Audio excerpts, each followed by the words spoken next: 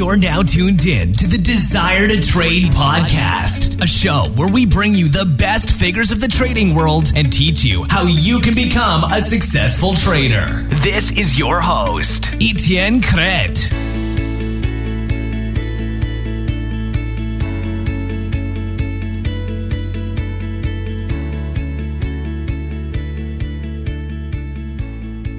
What's up, guys? It's Crete here, Forex trader and founder of Desire to Trade. Welcome to episode 78 of the Desire to Trade podcast. Alright, guys, so welcome back to the podcast here from Shanghai. The past couple of weeks have been really difficult, really weird to adapt to trading and traveling. It's really interesting, though, I have to say. So if you have a chance to travel one day while trading, do it. It's going to be a challenge sometimes. And it's been a challenge also to get podcast guests. But I've been reaching out a lot. And I have a great guest this week for the podcast. If you guys want to follow my journey while I travel and trade, check out my YouTube channel at desiretotrade.com/video. Pretty simple link. desiretotrade.com/video. And you're going to be able to see my YouTube channel and everything I do. I try to basically do a daily video so you guys can see everything. And I share pretty much everything I'm doing. Whether it's going to be meet up with a trader, losing a few trades, or having some good trades. I try to share everything. So you guys get to see what it's like to live like a trader. And I got to love doing those videos too. So it's kind of a bonus for me. This week for the podcast, I've been really impressed by Daryl Guppy.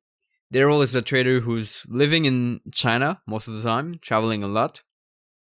And he's been sharing his best advice on chart patterns, how he trades chart patterns, what he uses.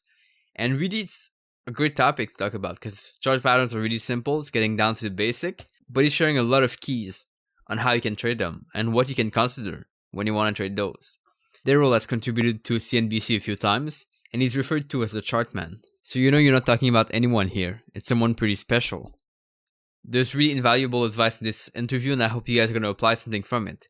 Daryl has written many books, and most of them have been translated in Chinese too. So, who knows? So help me welcome Daryl Guppy. Daryl Guppy, welcome on the podcast. How's it going today? It's not going too bad. There's always opportunity in the market. It's a matter of whether you get it or not. And not too bad. I love it. So you are the first trader I interview while being in China, which is pretty interesting. I'll see how this interview goes. But you are still doing a lot of work in China, right? So tell us a little bit what's going on these days for you. Well, we do quite a bit of work in China. And the key concern at the moment, of course, is the Trump administration and how that will impact on both China and the US. And how that will feed through to the Shanghai market and Shanghai market behavior in particular, also along with pressure on CNY as well. And usually we like to start the interview with one quote that you like or that inspires you. Do you have anything in mind you want to share? One quote that inspires me would simply be a Chinese quote, 坚山不是山. What it says is the mountain you see is not the mountain. So from our perspective, what that means is that the problem that you think is the problem is often not the problem. So, for instance, when we come to the market, we think the problem is about stock picking, getting the correct stock. Fundamental analysts do this all the time, hours and hours trying to identify the correct stock to trade. But in fact, it's not about that at all. That's not the mountain. The mountain is really about how effective your entry and stop loss points are. Love it. That's really good. I think it's the first Chinese quote we have on the podcast, so it's really good, and I really love it. So the question people ask sometimes is they wonder how you got started in the market. Like, where did you start and how did it go from there? Because like people start sometimes a long time ago in the market. So how did it went for you in the beginning? Well, I've been trading for 35 plus years, but when I started trading, I was living in very remote parts of Australia. Now, it's difficult for people to understand that. So let me put it this way. The community size was about 600 people. The nearest township of more than 2,000 was about 600 kilometres away, and there was nothing in between. It meant that we had no access to daily news, no access to newspapers. A newspaper would arrive once a week after it was published and come in on the mail plane. So that's where I first started trading, and that has made a significant impact on the way I trade and the way I understand markets. I started trading, well, I really blame Warren Buffett because Warren Buffett said, look at companies that you know about. And the only thing I knew at that time was mining and mining industry. So I looked at some nearby mining companies and mining stocks. And we started trading in that. So trading for me is always about the best use of limited capital, how to generate a superior return on that capital. But because I was in an isolated situation with no access to fundamentals and news, I had to observe just the price action. So my approach to the market is technical analysis. I'm a chartist. I'm not a fundamental analyst. Interesting. So how did you go about trading at that time? Did you have access to like placing your trade online, or was it just like talking to someone to place your trade, or how was that? 35 years ago, the internet was in its bare infancy. There's no such thing as online trading. So we made our decisions based on daily charts. I had to teach, because of the isolated environment, I had to teach myself. So I developed some unique approaches. Isolation meant no news, so understanding what price action was saying was essential. I had nothing else on which to base decisions. And then I would simply contact my broker and place an order to enter at a particular price with a stop in place. And what kind of price action patterns were you looking at that time? And how did they compare to what you look at today? Is it the same thing? They're more or less exactly the same. Wow. And this is how you become a profitable trader. So there are probably 4 points there. First of all, you have to understand that price patterns reflect psychological behavior. They are not mathematical events. So you can take some common chart patterns, upsloping triangles, downsloping triangles, head and shoulder patterns, etc. When they are correctly identified, they are highly reliable, and they still form a foundation of all of our trading approaches. Secondly, we developed what we call GMMA analysis, Guppy Multiple Moving Average. This is an indicator group that allows us to understand price behavior. It looks at fractional repetition in the market across multiple time frames. Key factor, it allows us to identify what we might like to term traders and investors are doing in the market. When they agree, they underpin solid and reliable trends. When they disagree, there's a change in trend. What we're looking for is changes in probability. But it's not just those. To actually survive, to become profitable in the market, you need to acknowledge that everybody else in the market knows more than you do. But when they trade, when they buy or sell, their knowledge and their inside knowledge is revealed. We also need to understand that a trading solution uses mathematics, but it's not a mathematical solution. Price behavior is not a number price series.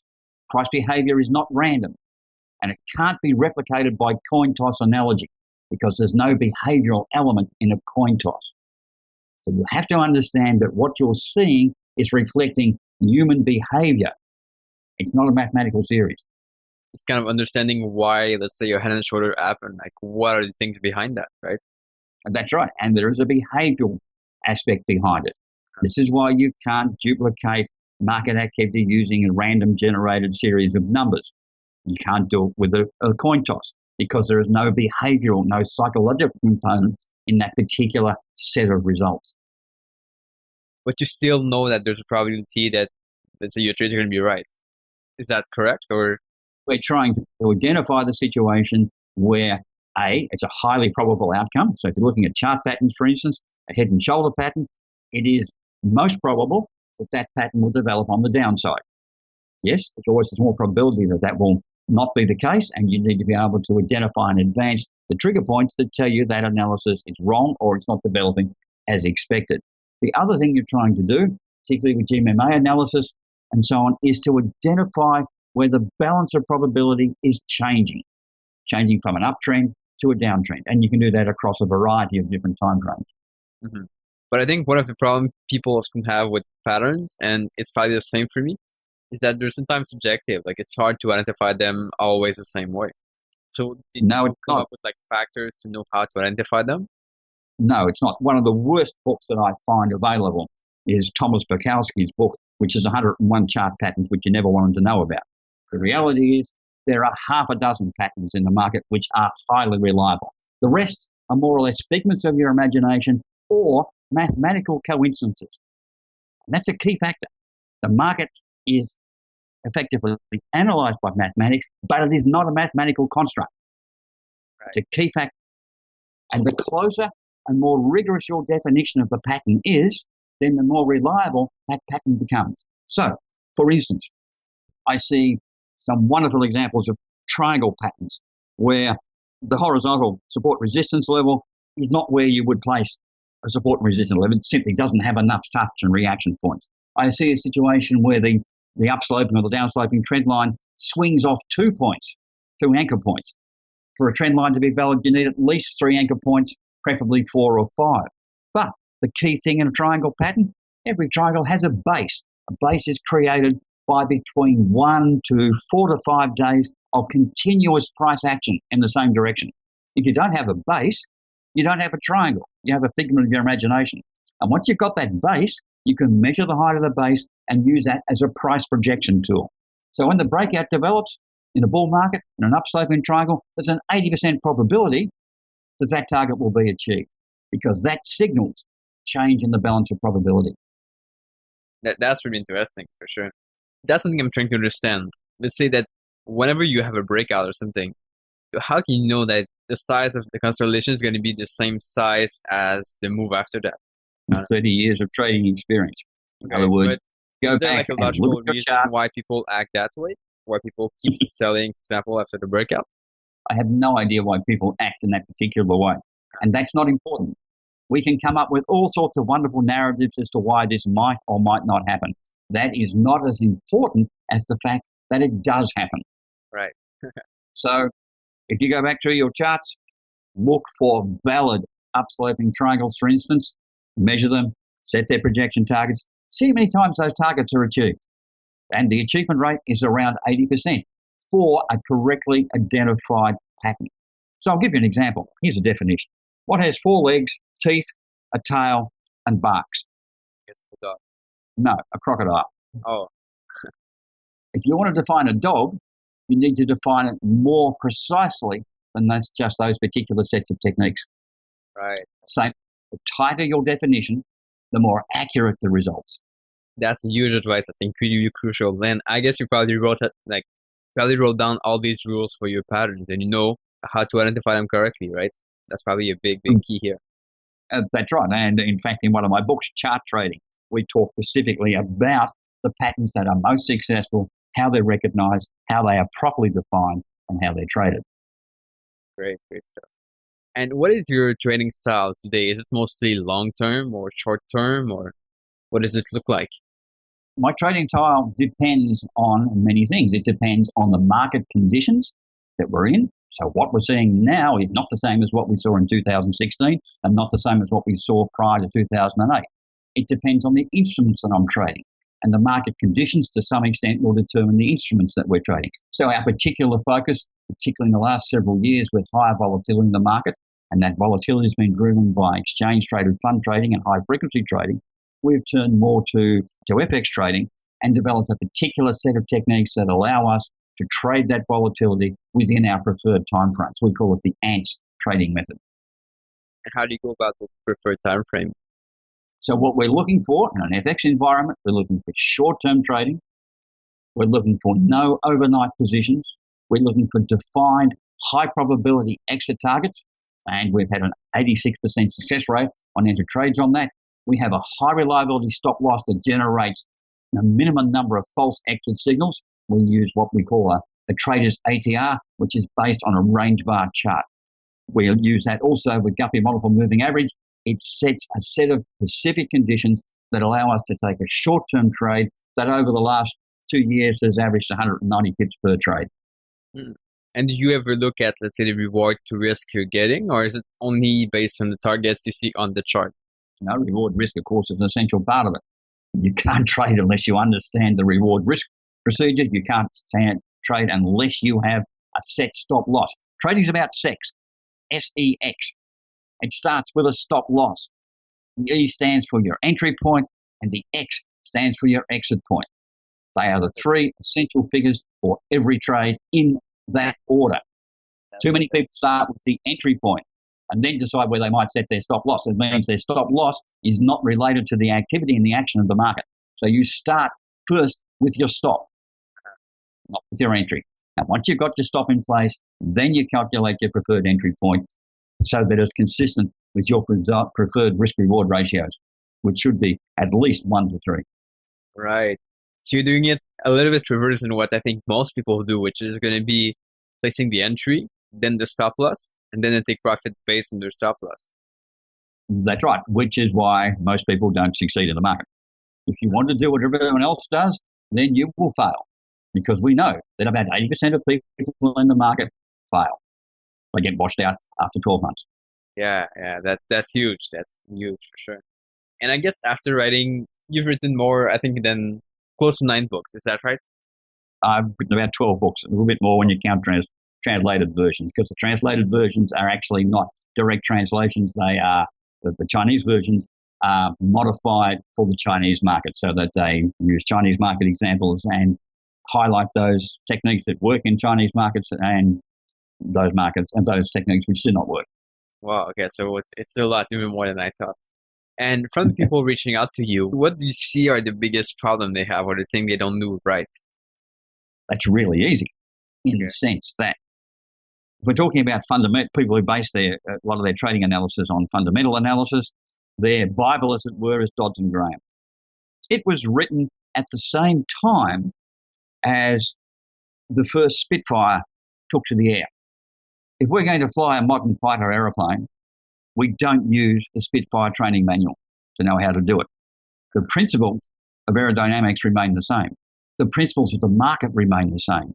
But the techniques, the methodology, and the structure of what's going on now is vastly different to what it was 60 or 70 years ago. We have to recognize that change. So when people go to the market and say, oh, yeah, well, it's pretty much the same as it's been, and we've back-tested this to 1890, what a waste of time. You can't tell me that today's market, 2017, is the same as the market in 2007. It's not. It's radically different, vastly different. Main differences, particularly if you're talking equity markets, are the growth of high-frequency trading and the domination of those markets by exchange-traded fund trading. The structure and operation of markets, liquidity concentrations. So you have to reckon. Now, it doesn't mean that the tools need to be any different. As I said, the principle of flight remained the same as they were when the Spitfire manual was written, but the processes and techniques, the speeds, the methods that we're using are very different, and we have to adapt to those and recognize that. But as you said, the price patterns remain the same, right? They didn't change much. They still remain in place, but in various market conditions, they become less reliable or more reliable. You need to recognize that factor. The way in which they reach their price projection targets changes. Sometimes you will find that they'll hit the target and run through very, very rapidly. Other times you'll find that they'll just hit that target. A handful of shares will trade and then they'll disappear. So the techniques that you use to implement that particular strategy is slightly different. The way in which you use your order structures, the way that you play with the order lines also changes. What we can do now is very, very different to what we were doing 10 or 15 years ago. What I can do on an online screen now is radically different to what was available 20 years ago. Right, sure. So how do you know that your way of trading today will work in today's market? Is there a way to know, or you kind of have to guess? I try to avoid guessing as much as possible. What it comes down to is stop-loss discipline. When you enter a trade, of course, you hope you've made the right decision. But the reality is, and our trading records on a public basis give us a long-term 10-year average of about a 75% success rate. In other words, when we enter a trade, 75% of the time it develops as we expect. Sounds really good. However, that means that there is 25% of the time when it doesn't develop as we expect. And that's the one that killed you. So when you enter a trade, you have to assume that it's one of those 25% of losers. Therefore, that's the important point of your stop loss. Now, stop loss has a number of characteristics. First of all, the stop loss must be directly related to the behavior of the instrument that you're trading. I'm trading FX, it has to be directly related to support levels that are there. No good setting it midair. If we jump out of a 20-story building and say, well, we're going to set our stop loss at level 10, what's going to happen? We're going to go straight through level 10. We're going to hit the support level, which is the ground level. Same in the market. So when you're setting a stop that's based on a mathematical basis, on a mathematical calculation, it's a load of rubbish. When the market falls, it will pause at predefined historical support level. That's where your stop goes. That's where you start to calculate your entry point from. So I make the assumption that, yep, the trade I've entered, one sitting here at the moment, it's not going as well as I'd like at this stage. I know it's gone up better than it has in the last couple of minutes, that I know where my stop is. It's set at a logical place based on chart action, not on a mathematical calculation. If that stop is hit, then the discipline must be to get out of that particular trade immediately. No ifs, buts, maybes. We all like to sit down and argue about the stop, but if it's preset, it gets done before you've got time to try and get back and interfere with it. That's the underpinning of profitability and long-term success. Right.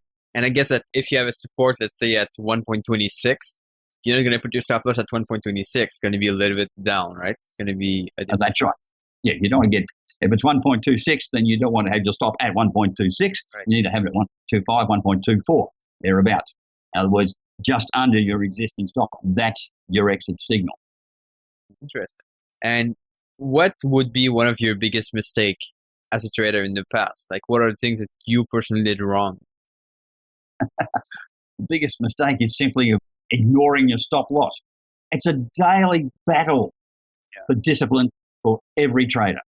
At some stage, we will all ignore a stop. It happens inevitably. You've had a whole run of successful trades. You're walking on water. You'll ignore the stop, and that's when it'll kill you. It is a daily battle every day. The worst trades are always those where you ignore your stop. Doesn't matter whether you've lost a couple of $100 or a couple of $1,000 or more. It's exactly the same. They are still your worst trades. Right. So yeah, totally right. But I guess it becomes a habit over time, and it's easier not to kind of cancel your stop, right? Much easier over time. It doesn't become, for many people, it doesn't become an easy habit.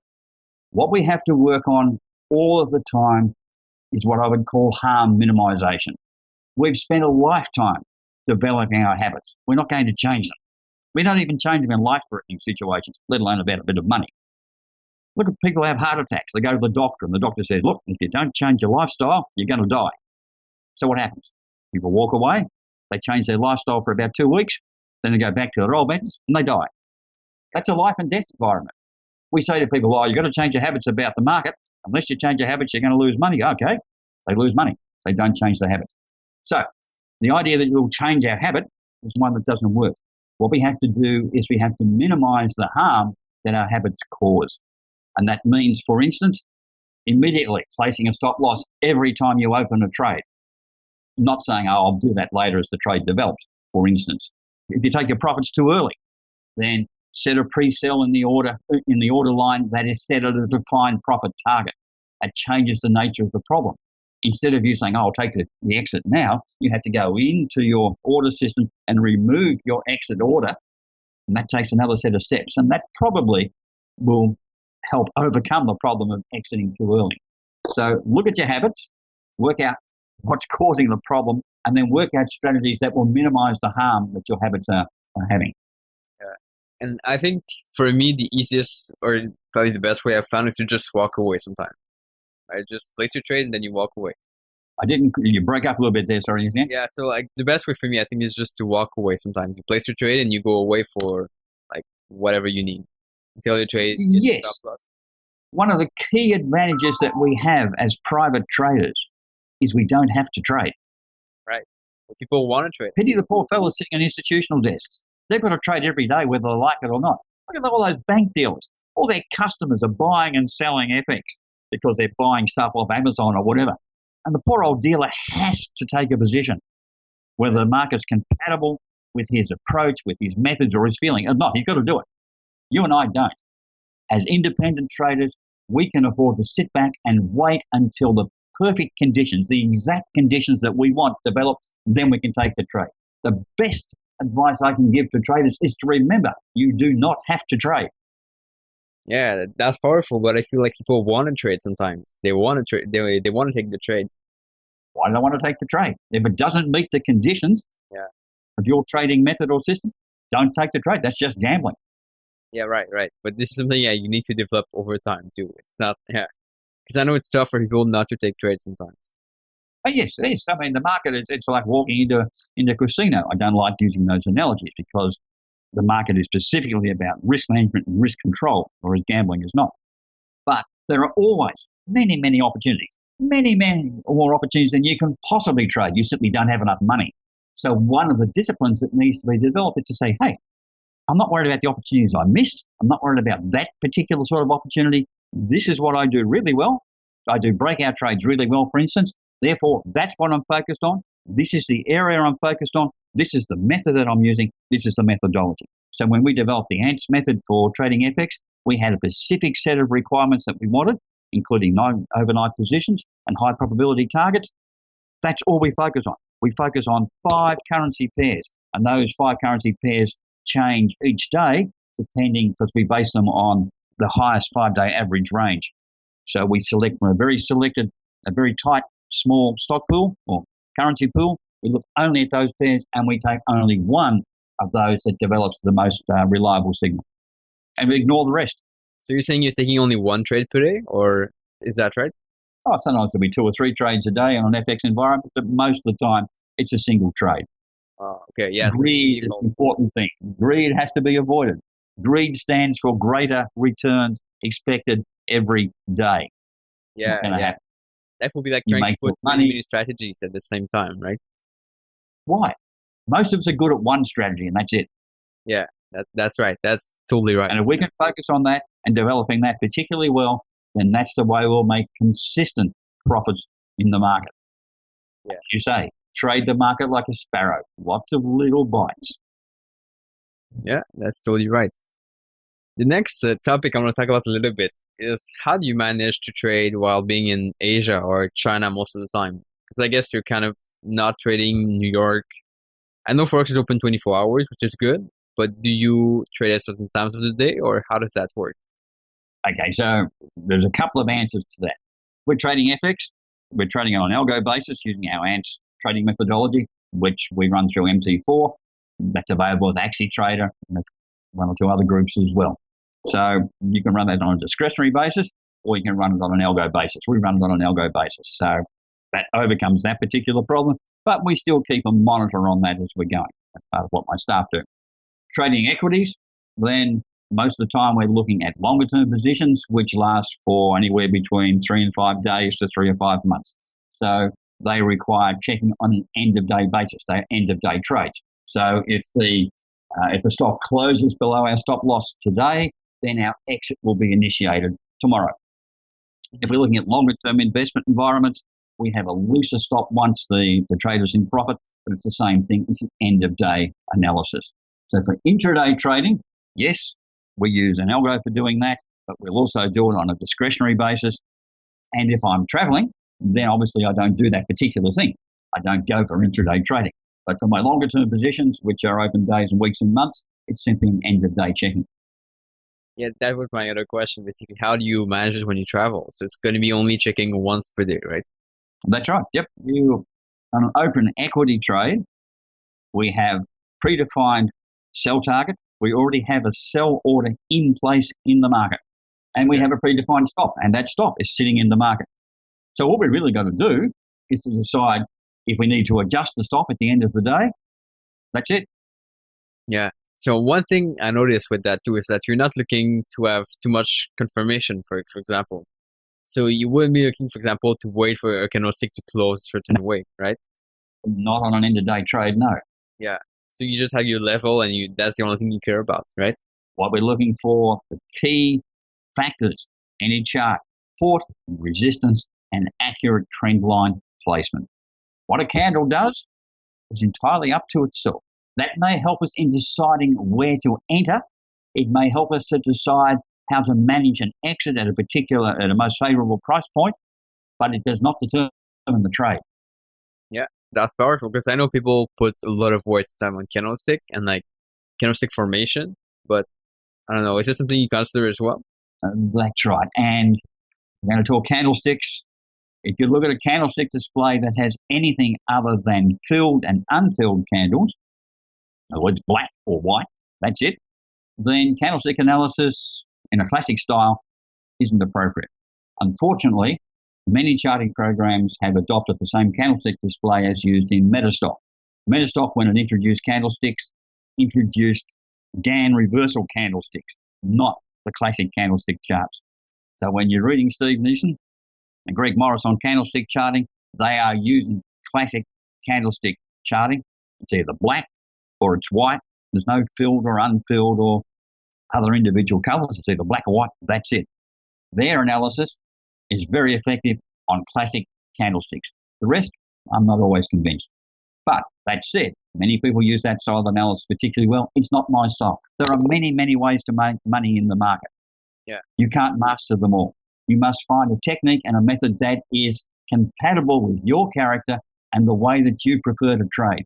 Then you concentrate on making sure that you do that to the best of your ability. Yeah, that's really, really well said for sure. And have you seen any difference between the way Chinese or Asian people trade versus the way other people trade in the world? Is it the same things that they look at, or is it different things? Essentially, it's the same things that people are looking at. And there are no major behavioral differences in the way that people trade in the US, in Australia, in Europe, or in China. The behaviors remain the same. The mechanics of the market that they're trading have particular impacts. So, for instance, in a Chinese equity environment, you cannot trade on an intraday basis. Oh, You can only buy this morning and you must sell tomorrow. You can't sell today. So that changes the way that you place your stops. It changes the way that the market behaves to some extent. So you'll see more buying coming in the afternoon from professional traders because they know they can't exit that trade until the next day. So they reduce their risk by an overnight carry. But in a European or an American situation, most of our professional traders come in the morning because they can place an intraday stop and exit at any time. For them, the overnight carry is the risk point. But for a Chinese environment, because of the way the market is executed, the overnight trade is not a risk point. In fact, it's a way of minimizing risk. We go into another situation, for instance, if we're trading in Singapore, Malaysia, then and a number of other places, we can only trade in a lot size. And a lot size may be 50 shares, 100 shares, or 1,000 shares. In other markets, a lot size is one share. Once you're trading in one share, then you can set exact stop loss points. Whereas in a market that's trading in 1,000 shares per lot, your stop loss point is more difficult to set. So there are differences in mechanics and the structure of individual markets that influence the way in which trades are executed, but the underlying behaviors remain the same. And are there as many Chinese kind of private traders, or is it more like an institutional thing in China? Luckily, in China, the market is not dominated by the institutions, which means that what we're seeing in the market is a more valid expression of behavior and behavioral psychology. When we go to US markets are dominated A, by institutions. Institutions have particular behaviors, and that influences the way the stocks behave that they are involved in. They have a high level of exchange-traded fund trading, and that is having a massive influence on the behavior of mid-cap and lower-cap stocks. That's interesting. So I guess the chart patterns are even more respected here in China, right?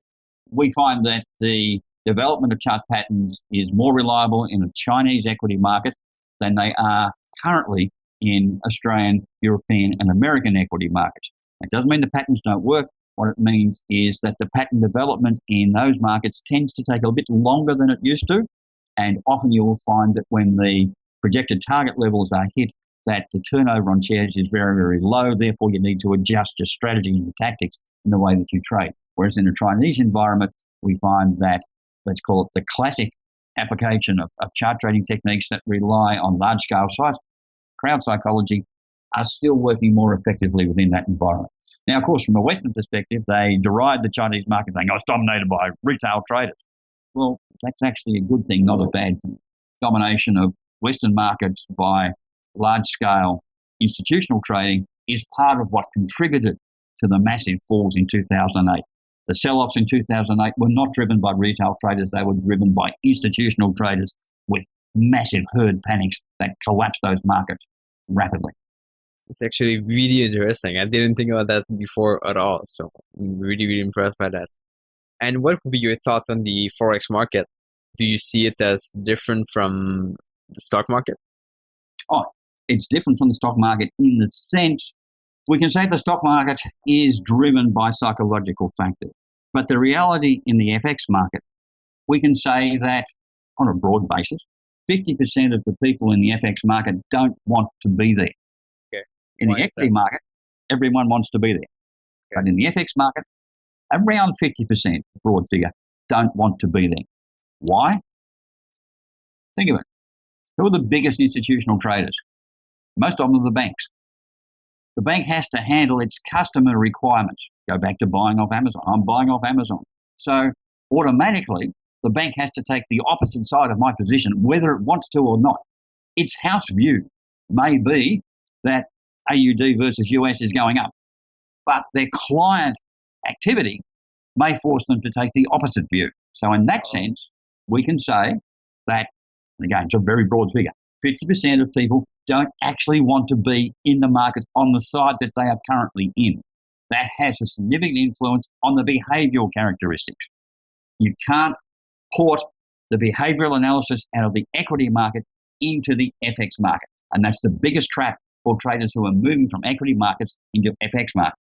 A lot of what we do in equity markets is transferable, but chart pattern analysis is less transferable. So what we look at, FX markets, we're looking particularly at understanding the group behaviour of the participants in the market. For that, we use Guppy multiple moving average. It still picks up the fractional repetition, the compression points of agreement between multiple timeframes that provides the trading opportunity. In other words, we can identify when there's a high probability that a trend change is likely to take place. So if we're looking at GBP AUD, for instance, at the moment, then there is a good probability that this will now revert to a downtrend. So we're not trading on the long side. Strategically, we're on the short side. Why? Because the long-term group of moving averages has acted as a resistance level. The short-term group of moving averages has moved up to that and is now reacting away from us. That gives us a high probability that this downtrend is likely to continue. But we're on a short-term basis. I'm looking for a downtrend continuation over the next 24 hours. One of the things that we find in FX markets is that there is a set of statistical relationships that have held true for an extended period of time. So what we look at is the 5-day average range of price. That tells us, let's say the 5-day average range is 100 pips. That means that today there is an 85% probability that the market will achieve 75% of that average 5-day range. In other words, an 85% probability that that particular pair will do 75 pips today.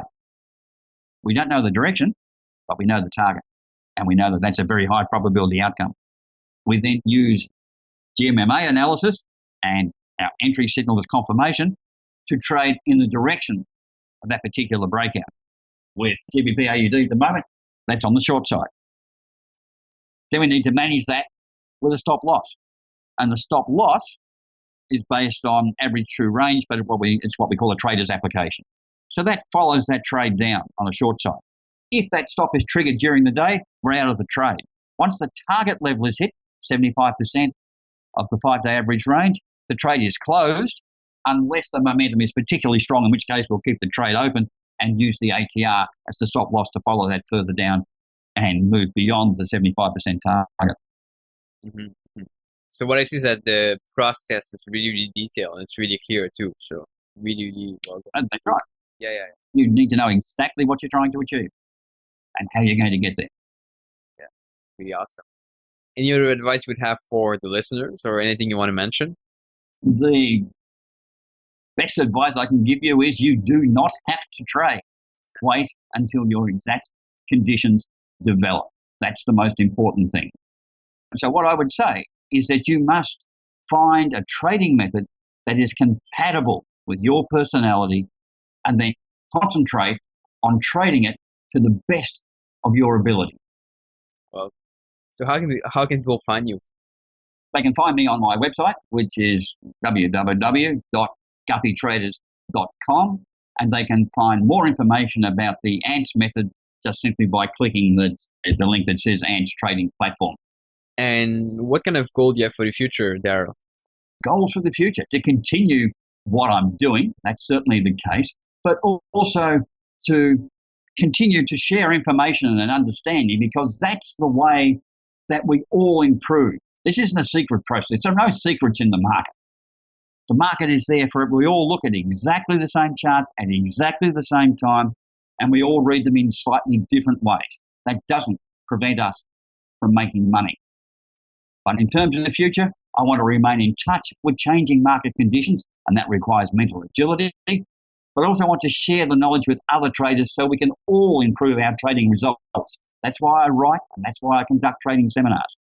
I get as much out of them, hopefully, as my audience gets out of them. It's the exchange of ideas that allows us to improve what we're doing and to adjust to ever-changing market conditions. Yeah, I've seen that too, and it's absolutely right, for sure. Sure. And what is your number one motivation? Motivation? Yeah. The motivation is the intellectual challenge that's posed by the market. You have to be on your toes all of the time. The market is constantly changing and evolving. You can't sit back and say, yes, I've got the solution here. No, your solution is always being tested. It always needs modification and changes. It stops you getting old. Yeah, interesting. So I just want to remind people that all the show notes are going to be on desiretotrade.com. So if people want to find the link to find you, it's all going to be on desiretotrade.com. We'll put all the links to your books also, which are probably really interesting. I look forward to getting into them pretty soon. And Daryl, we have a question we ask the guests all the time on the podcast at the end. If you could give only one piece of advice for traders in one sentence, what would that one sentence of advice be? Find the trading method that is compatible with your personality and concentrate on trading it to the best of your ability.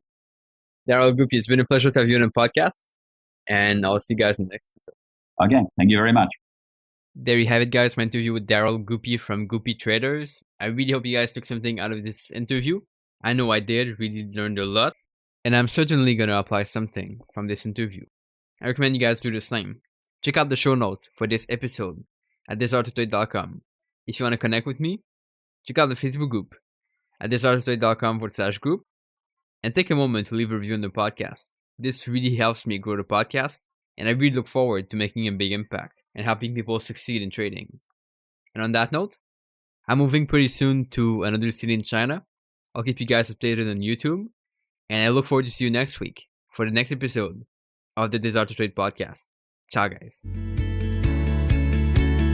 Thanks for listening to the Desire to Trade podcast. To get all the information on this show, free articles, and unique resources, make sure to check out www.desiretotrade.com and subscribe.